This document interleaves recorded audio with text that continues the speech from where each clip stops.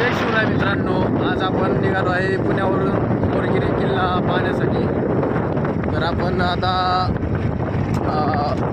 माळवाडीच्या जवळ पोहोचलेलो आहे आणि आपण एक जवळपास अजून अर्धा एक तास लागेल आपल्याला किल्ल्यापर्यंत पोहोचण्यासाठी. तर चालूया पुढे.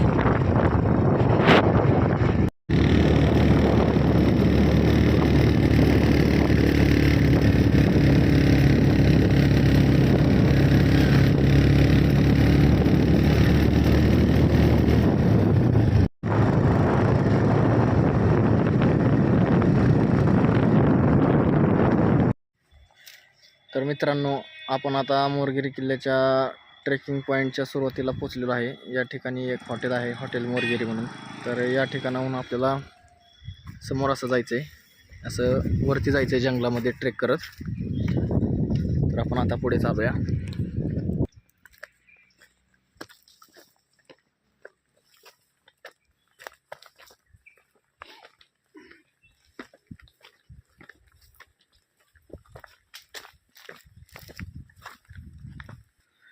मित्रांनो, थोड्या थोड्या अंतरावरती असं किल्ल्याकडे जाण्याचा मार्ग दर्शवलेला आहे. तर या ठिकाणाहून आपण पुढे चालतोय. तर असा पूर्णमध्ये झाडांझुडपांतून रस्ता आहे गड किल्ल्यांकडे जाण्याचा.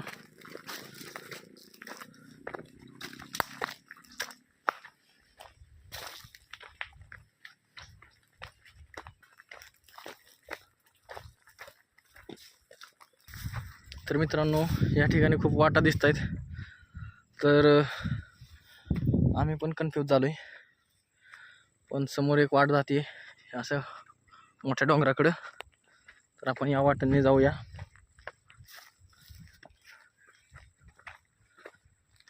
जर तुम्ही इकडे येण्याचा प्लॅन करत असाल तर दुर्ग ॲप डाउनलोड करा.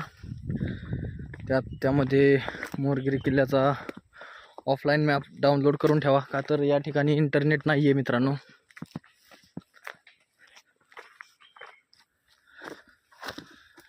मित्रांनो, आता पूर्णपणे अशी सपाट पायवाट संपलेली आहे. या ठिकाणाहून खडतर असा डोंगर चढायला सुरुवात केलेली आहे आम्ही. आता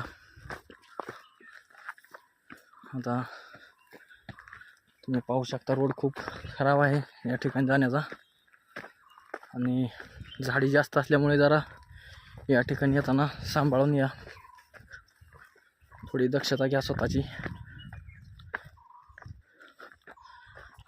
या ठिकाणी काही पण जंगली प्राणी वगैरे असण्याची शक्यता असते.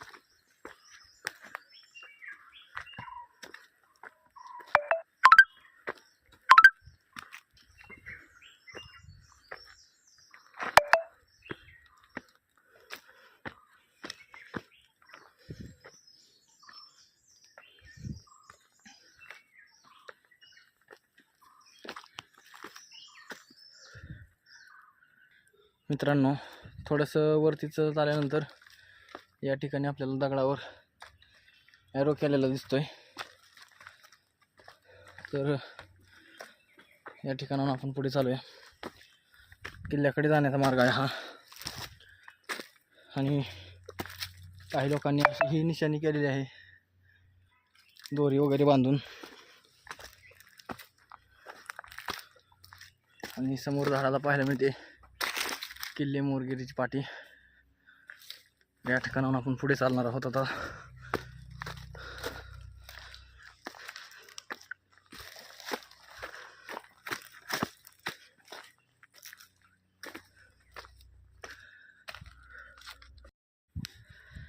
मित्रांनो, आता आपण त्या ठिकाणाहून असंच ट्रेक करत वरती आलो आहे. तर आपण असं आपल्याला पूर्ण असं वरती जायचं आहे आणि या ठिकाणाहून आपल्याला समोर पाहायला मिळतोय कोरीगड. आणि या ठिकाणाहून आपण आता पुढे चालूया. मित्रांनो, आता आपण पूर्ण अशी ट्रेकिंग करून वरती आल्यानंतर हा असा सपाट पृष्ठभाग आपल्याला या ठिकाणी पाहायला मिळतोय. पूर्ण चारही बाजूंना असा सपाट पृष्ठभाग आहे.